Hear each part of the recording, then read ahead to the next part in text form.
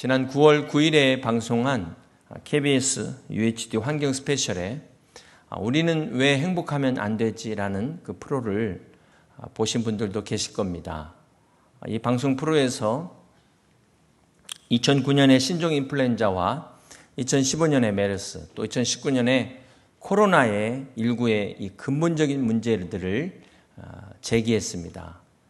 인류가 한 대략 10,000년 전에 농경사회를 시작하면서 이제 동물들을 기르는 이 가축화가 시작됐는데요.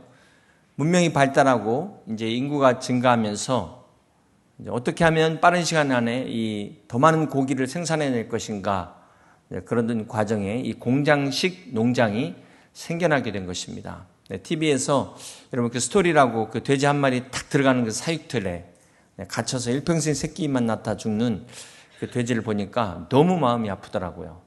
또 이 A4 용지 한 장만은 이 배터리 케이지 속에서 평생 알만 낳다 죽는 이 닭을 보니까 정말 너무 불쌍한, 정말 뭐라고 말을 표현해야 될지 모르겠더라고요. 이렇게 관리되지 않는 환경에서 사람과 동물이 어우러져 살다 보니까 이런 신종 감염병들이 생긴다는 것입니다. 제가 지금 축산농가를 비난하려는 것이 아니고요. 이 문제의 근본적인 원인이 축산농가에만 있는 것이 아니라는 것입니다. 우리 잠깐 한번 그 영상을 보시겠습니다.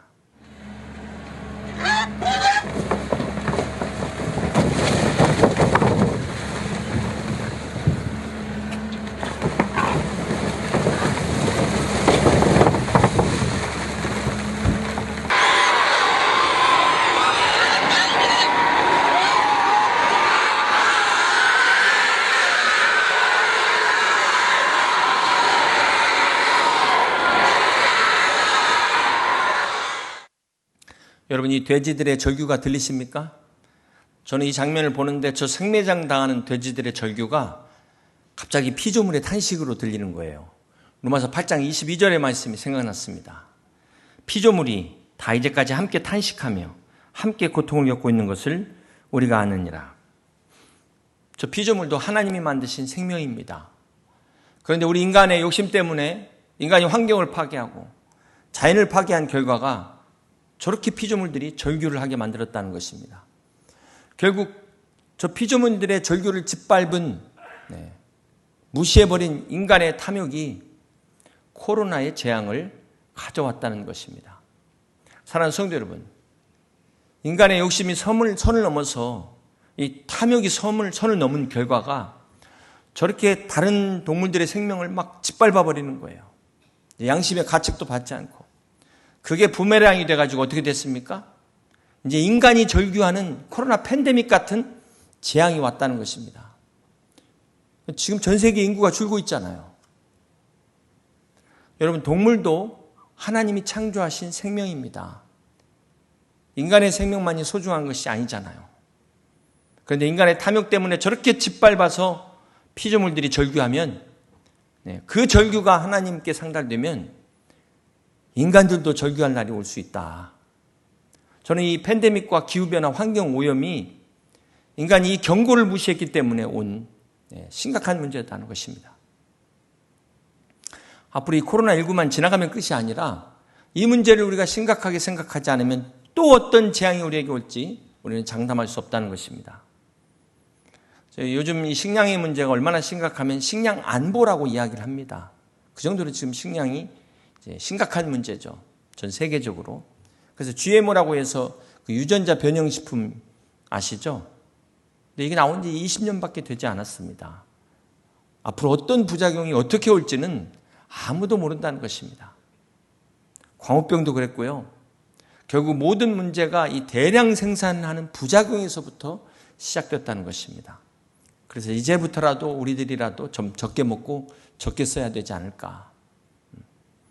여러분들은 먹는 것 때문에 혹시 불평하신 적 있으십니까? 오늘 본문은 이스라엘 백성들이 먹는 것 때문에 불평하는 그런 장면이 나옵니다.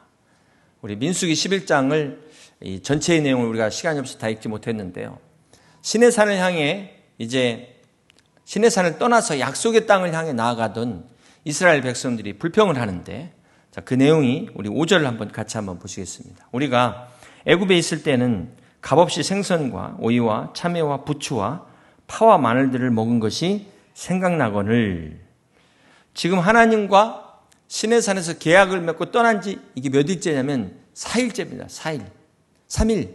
네. 그런데 먹는 것 때문에 지금 불평하는 거예요.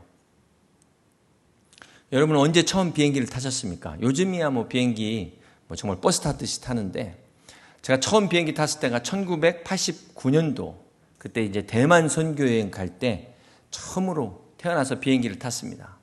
근데 타이페이 공항에 내려가지고 대만 전역을 돌면서 이제 전도 여행을 하는데요. 하루 세 끼 이제 중국 음식만 먹다 보니까 김치 생각이 나는 거예요. 국을 먹어도 기름이 둥둥 떠 있고 막 하루 세 끼 그렇게 한 열흘을 느끼한 걸 먹다 보니까 막 다들 지쳐가지고 버스 안에서 한 형제가 야 총각김치에 물 말아 먹고 싶다 하니까 막 다들 막 거기에 막 지금 그때 상황이 지금도 생각납니다. 네. 제가 그때 처음으로 김치 없이는 못 사는구나를 깨달았어요. 네. 그러다가 이제 마지막 날 몽골 식당을 갔는데 김치가 없었는데도 왜 이렇게 맛있는지 막 한참을 먹었는데 그게 보니까 마늘이 들어간 음식이더라고. 마늘. 그래서 이 마늘을 한 열흘간 안 먹다 보니까 정신이 번쩍 나는 거예요. 우리 한국 사람은 마늘 없이는 못 사는구나. 제가 그때 알게 됐는데요.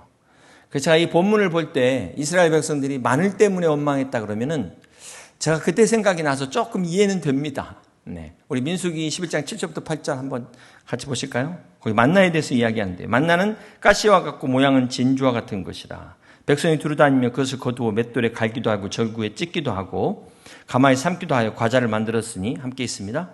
그 맛이 기름 섞은 과자 맛 같더라. 자, 만나를 우리 안 먹어봤지만 기름 섞인 과자랍니다. 그리고 그제 경건 말씀이 출애굽기 16장이잖아요. 만나가 하나님께서 딱 내려주실 때 이게 뭐냐? 그게 히브리어로 만나예요. 그래서 이름이 그렇게 만나라고 붙게 됐는데, 이스라엘 백성들이 광야에서 하나님의 은혜를 체험한 대표적인 것 중에 하나가 바로 만나인 것입니다. 또 어제 출애굽기 16장 41절에 보면은 이 만나의 맛이 꿀 섞은 맛이다. 그러니까 만나가 꿀을 섞은 다른 맛과 기름이 섞인 느끼한 맛이다라는 것을 알 수가 있죠. 그래서 매일같이 이걸 먹다 보면 파가 생각나고 마늘이 생각날 수 있을 것입니다. 그런데 문제는 생각나는 것과 불평하는 것은 엄연히 다르다. 그것을 우리가 알아야 되는 것이죠. 우리 한번 6절을 다시 볼까요? 이제는 우리의 기력이 다하여 이 만나 외에는 보이는 것이 아무것도 없도다. 그러면서 9절과 10절 계속해서 볼까요? 밤에 이슬이 진영에 내릴 때 만나도 함께 내렸더라.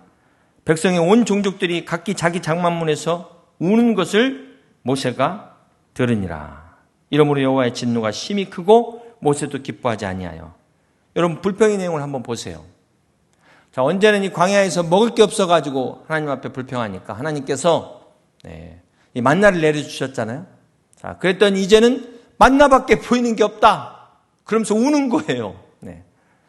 그런데 여러분 이게 혹시 오늘 저와 여러분의 모습은 아닙니까? 수많은 제약으로 인해서 죽을 수밖에 없는 우리를 하나님께서 건져주셨어요. 근데 이제 와가지고 보따리 내놓으라는 거예요. 내 보따리. 사랑하는 성도 여러분, 오늘 본문이 지금 단순히 먹는 문제 갖고 이야기하지 않습니다. 지금 이스라엘 백성들이 값없이 노예 생활에서 건져주신 하나님을 지금 뭐하고 바꿨어요? 애굽에서 값없이 먹었다는 그 생선, 그 파, 오이, 마늘하고 바꾸고 있다는 것입니다. 여러분 과연 무엇이 값없이 받은 것입니까? 오늘 본문을 잘 보세요. 멀리 오해하지 마시고 가까이 이해하시기 바랍니다. 불평하지 마라. 지금 단순히 이 말이 아니라는 거예요. 불평할 수도 있죠. 그러나 문제는 이 불평이 무서운 것이 바로 원망과 저주로 이어져서 하나님의 심판을 받게 만든다는 것이 문제라는 것입니다. 불평한 이스라엘 백성들이 자신들을 이 노예와 그 학대의 이집트, 그 애굽에서 건져내신 그 하나님의 값없는 구원을 지금 생선하고 마늘하고 비교하고 있다는 거예요. 지금 뭐가 뭔지, 뭐가 잘못됐는지 구분을 못하고 있는 것이 문제라는 것입니다. 사랑하는 성도 여러분, 이 불평이요, 처음에는 아주 조그마한 것으로 시작합니다. 그 정도야. 그러면서 얼마든지 가볍게 생각합니다. 그런데 이게 계속 하다 보면 어디까지 갑니까? 하나님을 원망하는 데까지 간다는 데 문제가 있어요. 이 불평이 힘이 있는데요. 그래서 결국은 감사를 다 빼앗아 갑니다. 그래서 원망만 남게 만들고 시험에 들게 만드는 것. 이게 순서라는 것입니다. 여기에 예외가 없어요. 오늘 본문이 그것을 이야기하고 있다는 사실입니다. 사랑하는 성도 여러분, 오늘 본문이 주는 교훈은 우리도 신앙생활을 하다 보면 이렇게 하나님의 은혜를 잃어버릴 때가 있다는 것입니다. 잊어버릴 때가 있다는 거예요. 언제는 굶는다고 해서 밥을 줬더니 반찬이 없다고 투정해요. 그래서 반찬을 줬더니 이제는 디저트가 없다고 투정을 하는 겁니다. 그래서 디저트를 줬더니 왜 망고가 없냐고 막 투정을 부린다는 거예요. 이렇게 나도 모르는 사이에 조금씩 변하는 겁니다. 처음에 그 하나님의 은혜 받았을 때 흘리던 눈물, 그 감동이 그냥 일상이 되어버렸어요. 점점 당연한 게 되어버리더니만 아니 이제는 오히려 없으면 화를 내. 우리 어제 경건 말씀 출애굽기 16장 33절을 같이 한번 봅니다. 또 모세가 아론에게 이르되 항아리를 가져다가 그 속에 만나 한 오매를 담아 여호와 앞에 두고 함께 있습니다. 너희 대대로 간수하라. 하나님께서 이 만나를 간수하라라고 말씀하신 이유가 뭘까요? 이스라엘 백성들이 광야 40년 기간 동안 하나님이 주신 은혜를 간수하라는 것입니다. 잊어버리지 말라는 것입니다. 사랑하는 성도 여러분, 오늘 본문의 이스라엘 백성의 모습이 오늘 바로 내 모습은 아닙니까? 오늘 이것을 통해서 우리가 우리 자신의 모습을 발견해야 되는 것입니다. 죄로 인해 죽을 수밖에 없는 나를 구원해 주신 그 은혜에 감사했던 내가 어느덧 조금씩 변하다 보니까 나도 모르는 새에 지금 불평의 방석에 앉아 있는 거예요. 원망의 방바닥에 들어 누워 있는 것입니다. 어떻게 다 이렇게 되었습니까? 그렇기 때문에 우리가 우리 삶의 순간순간에서 이 하나님의 은혜를 놓치지 않는 것, 이게 중요한 것입니다. 오늘 지금 이 시간에도 하나님의 은혜를 잊지 않고 붙잡는 것, 이게 중요한 거예요. 이것이 바로 믿음입니다. 오늘 본문의 민수기 11장에는 두 가지 사건이 나오는데요. 두 가지의 불평 사건이 나옵니다. 우리 1절부터 3절까지는 다베라에서 일어난 사건인데 우리 1절을 같이 한번 보시겠습니다. 여호와께서 들으시기에 백성의 악한 말로 원망하매 여호와께서 들으시고 진노하사 여호와의 불을 그들 중에 붙여서 진영 끝을 사르게 하시매. 자, 이스라엘 백성이 지금 어떤 말로 원망을 했다고요? 거기에 악한 말로 원망을 했다는 것입니다. 그래서 하나님께서 어떻게 하십니까? 하나님께서 불을 내려서 진영의 끝을 사르셨다. 자, 여기서 왜 하필이면 진영의 끝을 불사르셨을까요? 주석을 찾아보니까 이 본문 진영의 끝은 단지 그 제일 끝을 말하는 게 아니라 여기에서는 떨어져 나간 그런 의미가 있어요. 물이 대열에서 완전히 이탈되어 있는 그러한 자들을 불사르셨다는 것입니다. 오늘 본문의 다베라 사건은 이렇게 불평하는 자를 다 베라 하나님께서 제거하신 경고인데, 자, 그런데 또 불평하는 사건이 또 일어납니다. 그래서 어떻게 해야 됩니까? 19절에 20절 우리 같이 한번 교독합니다. 하루나 이틀이나 닷새나 열흘이나 20알만 먹을 뿐 아니라 냄새도 싫어하기까지 한 달 동안 먹게 하시리니 이는 너희가 너희 중에 계시는 여호와를 멸시하고 그 앞에서 울며 이르기를 우리가 어찌하여 애굽에서 나왔던가 함이라 하라. 자, 하나님께서 메추라기를 동원하셨어요. 그래서 막 고기를 주시는데 이스라엘 백성들이 고기를 한 달 내내 먹었다는 겁니다. 아주 그냥 질리도록, 냄새에 맞게 질리도록 먹게 하셨어요. 우리 또 32절과 34절 계속해서 봅니다. 백성이 일어나 그날 종일 종야와 그 이튿날 종일토록 메추라기를 모으니 적게 모은 자도 10호멜이라. 그들이 자기들을 위하여 진영 사면에 펴두었더라. 고기가 아직 이 사이에 있어 씹히기 전에 여호와께서 백성에게 대하여 진노하사 심히 큰 재앙으로 치셨으므로 그곳 이름을 기브롯 핫다와라 불렀으니 욕심을 낸 백성을 거기 장사함이었더라. 하나님이 이스라엘 백성의 요구대로 고기를 주셨는데 고기만 주신 것이 아니라 재앙까지 함께 주셨다는 것입니다. 자, 그렇다면 하나님이 왜 굳이 이렇게 재앙까지 주실 이유가 과연 무엇이었을까요? 이거야말로 하나님이 지금 약 주고 병 주고 아닙니까? 오늘 믿음이 없는 분들은 이거 참 시험 들 수 있는데요. 이해하기 어려운 부분입니다. 자, 먼저 이스라엘 백성들의 이 불평이 단순한 불평이 아니었다는 겁니다. 고기가 필요하면은 여러분 어떻게 하시겠어요? 하나님 고기가 먹고 싶어요. 이렇게 기도하시면 되잖아요. 그런데 불평을 하는데 차라리 애굽에 있었을 때가 좋았다. 이건 무엇을 말하죠? 완전히 하나님을 불신하는 행위입니다. 네. 지금 이스라엘 백성들을 가나안 땅으로 인도하시는 하나님의 섭리를 방해하고 도전하는 악한 죄라는 거예요. 그런데 성경은 이 불평의 원인을 뭐라고 이야기하고 있습니까? 민수기 11장 4절에 보면 자, 그들 중에 섞여 사는 다른 인종들이 탐욕을 품음에 그랬어요. 이스라엘 자손도 다시 울며 이르되 누가 우리에게 고기를 주어 먹게 하랴. 하나님의 백성들이 출애굽을 할 때 거기에 섞여 있던 다른 이방 인종들의 탐욕으로부터 이 불평이 시작됐다는 것입니다. 다시 말해서 이 욕심으로 가득 찬 사람들, 그 사람들과 함께 있다 보니까 어느덧 개구리 올챙이 시절 다 잊어버리고 불평하고 있더라는 거예요. 결국은 하나님께서 메추라기를 동원한 그 기적의 현장이 자기들이 죽는 기부로 갔다 와라 탐욕의 무덤이 되어버렸어요. 욕심이 잉태한 즉 죄를 낳고 죄가 장성한 즉 사망을 낳느니라. 욕심 때문에 하나님의 축복의 자리가 사망의 자리로 전락해버렸다는 것입니다. 사랑하는 성도 여러분, 오늘 문제의 본질을 잘 기억하셔야 됩니다. 이게 지금 먹는 문제가 아니에요. 먹는 것으로 시작됐지만 본질은 먹는 문제가 아닙니다. 왜 하나님 먹는 것 갖고 이렇게 치사하게 이러실까? 이게 아니라는 거예요. 자, 이스라엘 백성 가운데 이 시작된 다른 인종부터 시작된 이 불평이 얼마나 무서운 것인가? 이스라엘 공동체 전체를 감염시켜 버렸어요.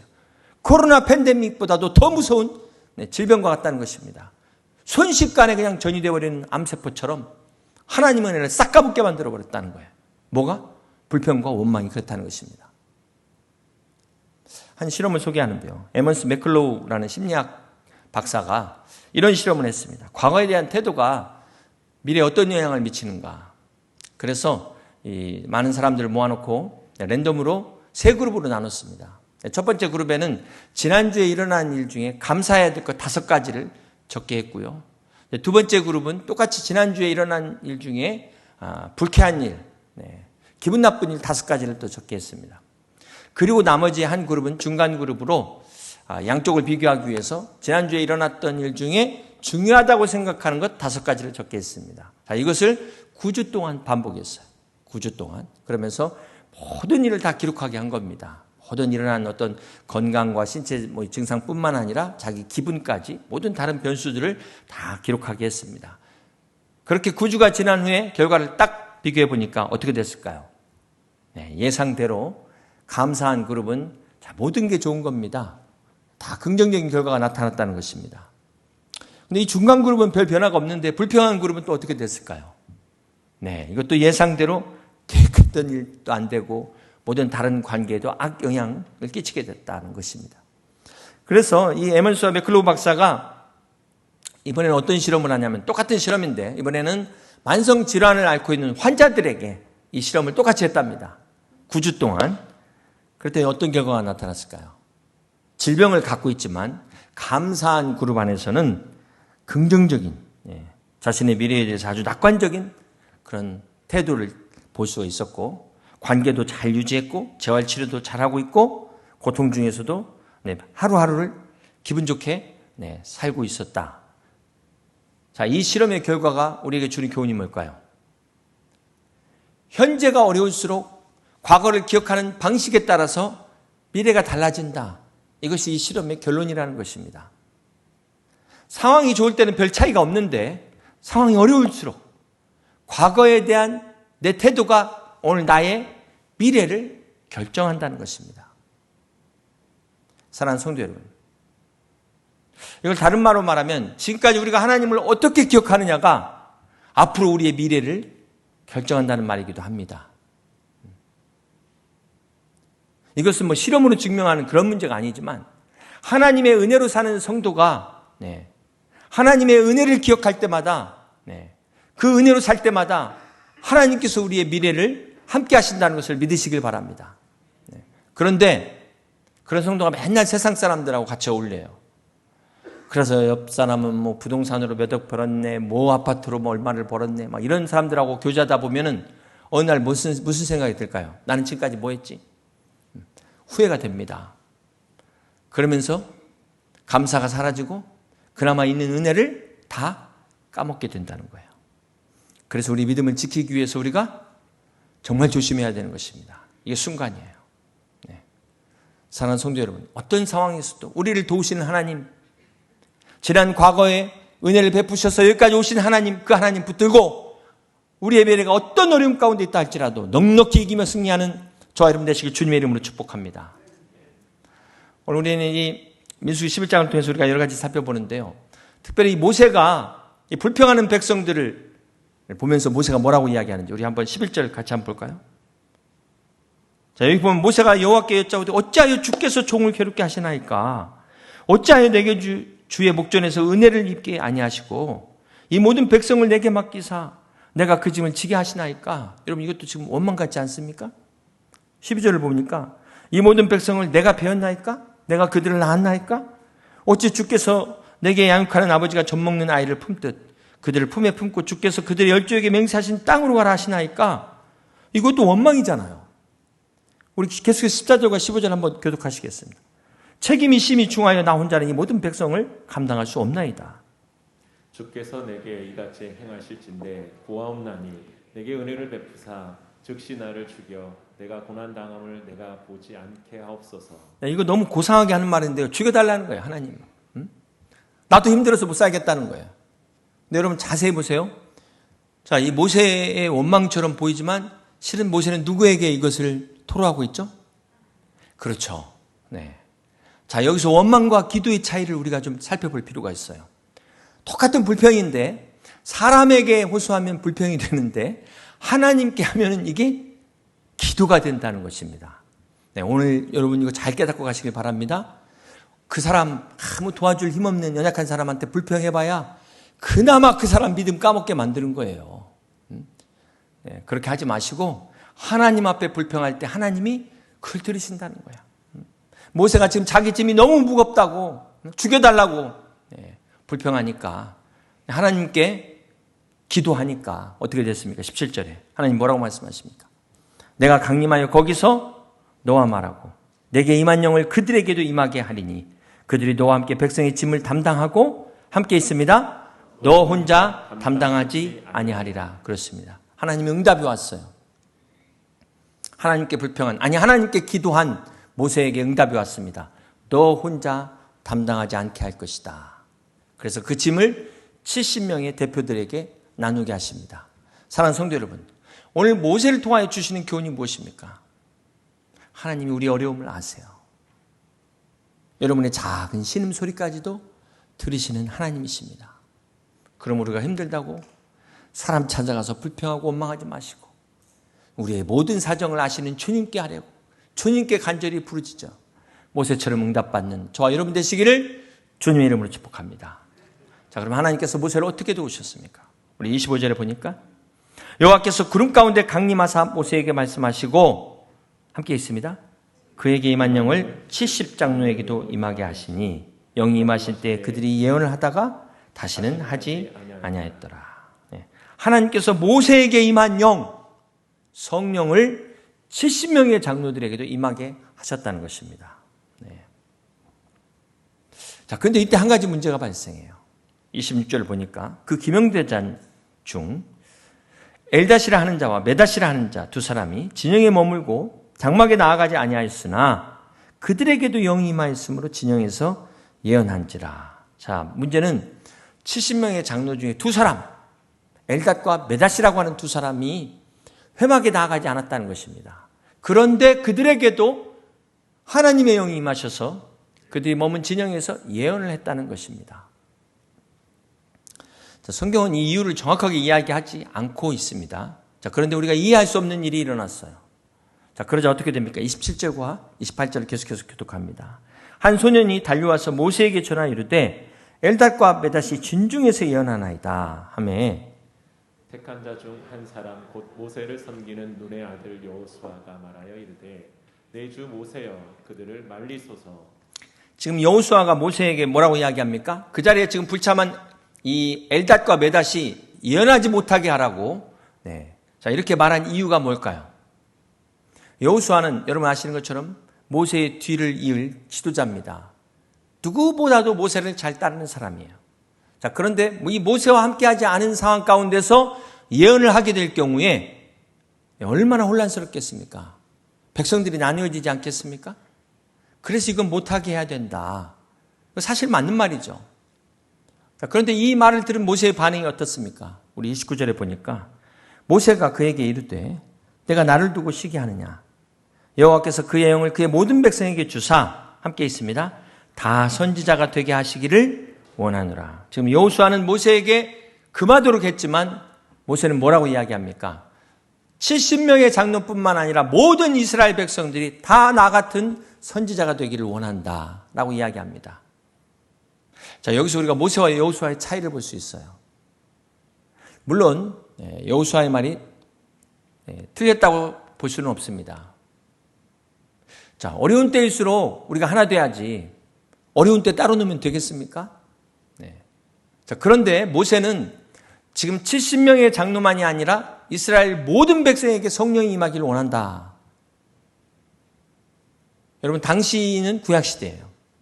그러니까 성령의 역사가 있었는데 특정한 사람에게 단회적으로만 임했던 그런 성령의 역사입니다. 신약의 오순절 이후에 이제 모든 사람에게 이 성령의 역사가 임하게 된 것이죠. 그런데 그 전에 구약시대에 있어서는 아무에게나 임한 것이 아니에요. 항상 임한 것이 아니라는 것입니다. 그러니까 모세는 어쩌면 너희도 성령 받아서 하나님의 음성을 듣고 한번 내 입장 한번 돼봐라. 내 심정을 한번 느껴봐라. 이런 고백이었을지도 모릅니다. 자, 이런 모세의 이런 그 바람이 신약의 오순절 마가의 성령의 다락방에서 이루어진 것인데요. 또 하나 여기서 예언이라는 것은 하나님의 말씀을 대언하는 것입니다. 여러분 한번 생각해 보세요. 70명의 사람들이 하나님의 말씀을 막 대언하는 거예요. 얼마나 헷갈릴까요? 게다가 거기서 따로 노는 엘닷과 메닷이라는 사람들이 자기들끼리 여기 모이지 않고 따로 놀고 있어요. 그러면서 자기들끼리 하나님의 영을 받았다고 하면서 하나님의 뜻과 모세의 뜻이 다르다 이러고 있으면 어떻게 되겠습니까? 이스라엘 백성들이 얼마나 혼란스러울까요? 교회가 얼마나 혼란에 빠지겠습니까? 자, 그런데 민수기 11장 17절에 보면 내가 강림하여 거기서 너와 말하고 내게 임한 영을 그들에게도 임하게 하리니 무슨 말입니까? 모세에게 임한 영을 그들에게도 임하게 하겠다는 것입니다. 같은 영, 성령을 부어주신 거예요. 그러니까 여기 성령의 역사는 이 70명의 장로들이 모세와 동일한 성령의 역사, 동일한 마음을 품게 되었다는 것입니다. 자, 그런데 그 자리에 나오지 않은 엘닷과 메닷에게도 같은 영, 성령의 역사로 동일한 마음을 주셨다는 거예요. 그래서 어떻게 됩니까? 25절에 그 마지막 부분에 보면은 그에게 임한 영을 70장로에게도 임하게 하시니 영이 임하신 때 그들이 예언을 하다가 어떻게 해요? 다시는 하지 아니하였더라. 더 이상 70명이 예언할 필요가 없다는 것이죠. 하나님의 말씀의 대언은 모세 한 사람으로 충분하다는 것입니다. 여러분, 오늘 본문이 주는 교훈은 자, 모세가 이스라엘 백성들의 불평과 원망 때문에 하나님 앞에 기도했습니다. 그때 하나님께서 백성들의 리더인 70명에게 성령을 부어주셔서 모세와 같은 마음을 갖게 했다는 거예요. 심지어 순종하지 않은 엘닷과 메닷에게도 성령을 부어주셔서 그들이 같은 마음을 갖게 됐다는 것입니다. 그럼 어떻게 할 수 있을까요? 구체적으로 그 이유가 나와 있지 않지만 엘닷과 메닷의 이름이 더 이상 나오지 않는다는 게 힌트입니다. 오늘 본문의 엘닷과 메닷이 비록 처음에는 순종하지 않았어요. 그러나 나중이라도 성령 받고 깨달아서 70명과 함께 했기 때문에 하나 될 수가 있었다는 것입니다. 그래서 저는 오늘 말씀의 이 주인공을 모세가 아니라 엘닷과 메닷으로 세운 것입니다. 모세와 함께 빛나는 조연으로 오늘 엘닷과 메닷이 나오게 됐다는 거예요. 사랑하는 성도 여러분, 만약에 70명의 장로가 성령 받았다고 각기 네 팔뚝이 굽냐 내 팔뚝이 굽냐 하면서 나도 은사 받았다고 하면서 서로 다른 마음을 갖고 서로 다른 말을 한다면 이스라엘 공동체가 어떻게 됐을까요?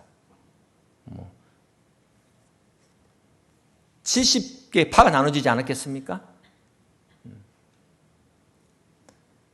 그런데 이들이 같은 영을 받아서 같은 마음을 가졌다는 것입니다. 어떻게 할 수 있을까요? 이게 같은 영인지 어떻게 할 수 있을까요? 성령의 역사인지 악령의 역사인지 어떻게 할 수 있을까요? 오늘 70인의 장로들에게 하나님의 영이 임하자 그들이 같은 마음으로 모세의 짐을 나누게 됐다는 것입니다. 나누어지게 되었다는 거예요. 그렇습니다. 사랑하는 성도 여러분, 오늘 성령의 역사를 구분하는 방법이 교회를 통해 교회와 함께 짐을 나누어지는 것을 통해서 우리가 같은 영인지 다른 영인지 알 수 있다는 것입니다. 왜냐하면 하나님께서 모세의 기도의 응답이 너의 짐을 나누어 주겠다, 너의 짐을 덜어주겠다 해서 주신 은사거든요.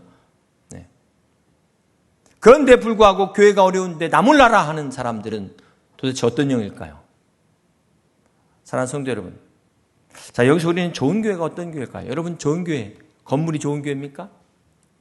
하나님의 영으로 하나 되는 교회. 이것은 다시 말해서 같은 영, 같은 마음을 갖는 교회가 진짜 좋은 교회라는 것입니다. 그렇습니다. 여러분, 어려운 교회들의 특징이 뭘까요? 문제가 뭘까요? 재정의 문제가 아닙니다. 재정의 문제가 아니에요. 진짜 어려운 교회들마다 공통점이 가서 보면 목사의 영이 다르고 장로의 영이 달라. 권사의 영이 다르고 집사의 영이 달라가지고 서로 맨날 싸우는 겁니다. 자기가 옳다고. 서로 다른 꿈을 꾸고 있는 거예요. 서로 하나 되지 못하고 나뉘는 것. 이게 교회의 가장 큰 위기라는 것입니다. 마귀의 디아볼로스가 분리시키는 자, 하나님과 우리 사이를 분리시키고 성도와 성도 사이를 분리시키고 이간시키는 게 마귀의 사역이에요.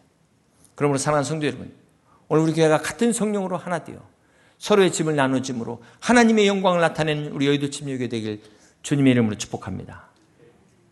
내가 같은 성령 안에서 내가 우리 주님의 짐을 질 때 주님이 여러분의 짐을 대신 지어주실 것입니다.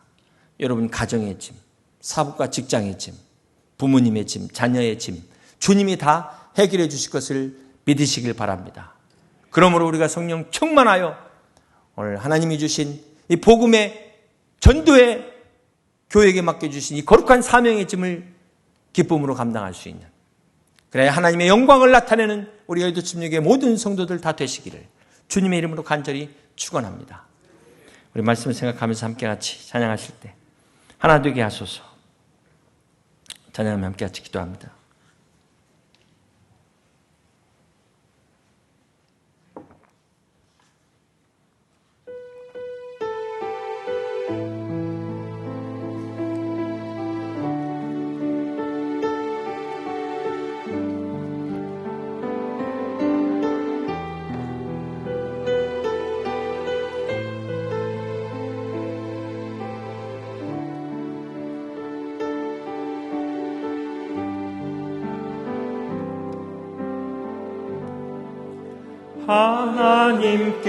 하나님께서는 우리의 만남을 계획해 놓으셨네. 우리 나으려 어디든 가리라.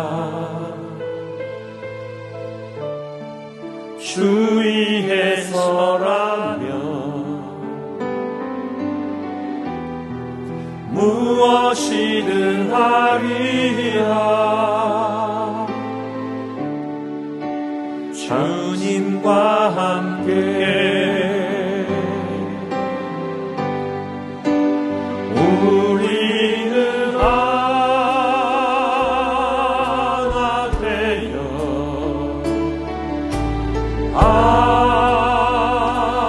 함께 건네 하늘 아버지 사랑하시네.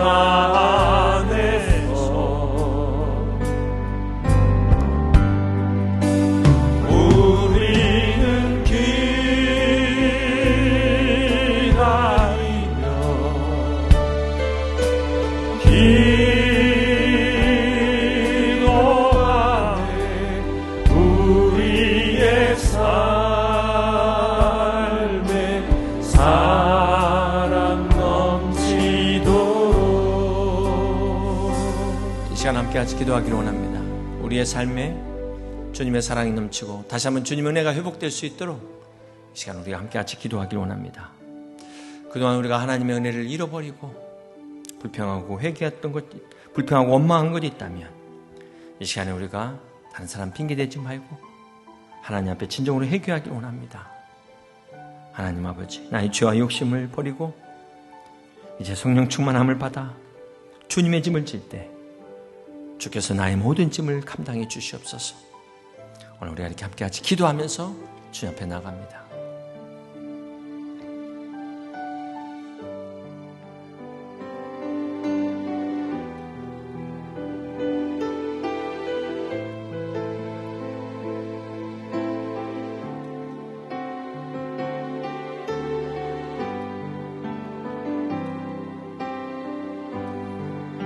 또 우리 가정은 주님만 따르리. 환난이 올지라도 주 함께 하시리. 또 우리 마음에 시험이 닥칠 때 어둠은 지나가고 새 아침 주시리. 우리 다 같이 일어나서 우리는 하나 되어 우리는 하나 되어 함께 걷네 하늘 아버지 사랑 안에서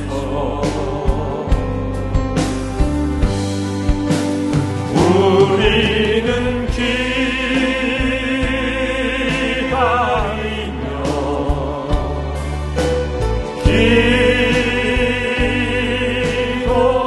기도하네 우리의 삶에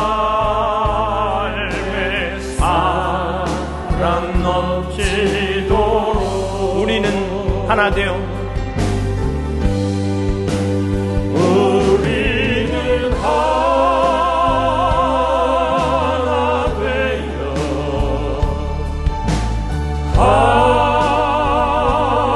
함께 걷네 하늘 아버지 사랑 안에서 우리는 기다리며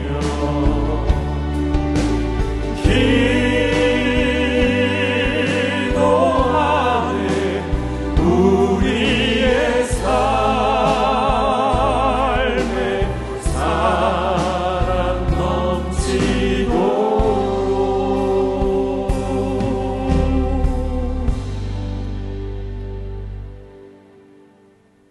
오늘 우리를 주의 성령 안에서 하나 되게 하신 하나님 아버지, 오늘 우리 사랑하는 성도들이 잃어버린 은혜를 회복하는 오늘 은혜의 시간 되게 하여 주시옵소서. 오늘 혹이라도 비록 우리가 엘닷과 메닷처럼 처음부터 순종하지 못했을지라도 오늘 이 시간부터라도 주의 성령 안에서 하나 되게 하시고 오늘 주의 말씀에 온전히 순종하는 믿음의 성도 되게 하셔서 하나님 앞에 축복받는 우리 사랑하는 성도들 다 되게 하여 주시옵소서. 오늘 주 안에서 같은 영 같은 마음으로 우리가 주님의 짐을 함께 질 때, 주님의 몸된 교회의 짐을 질 때 주께서 우리의 모든 짐 해결하여 주시옵소서. 이제는 우리 구주 예수 그리스도의 그 크신 은혜와 하나님 아버지의 만극하신 사랑과 성령의 충만 축복 교통하심이 오늘 하나 되신 주의 성령의 충만함을 받아 불평과 원망의 시험에서 승리하여 주시는 은혜 끝까지 붙들고 승리하기를 소원하며 다짐하는 사랑하는 성도들의 생애와 가정과 기업 위에와 주님의 몸된 우리 교회와 지교들과 나라와 민족 위에 영원토록 함께 하옵시기를 우리 구주 예수 그리스도의 이름으로 간절히 축원하옵나이다. 아멘.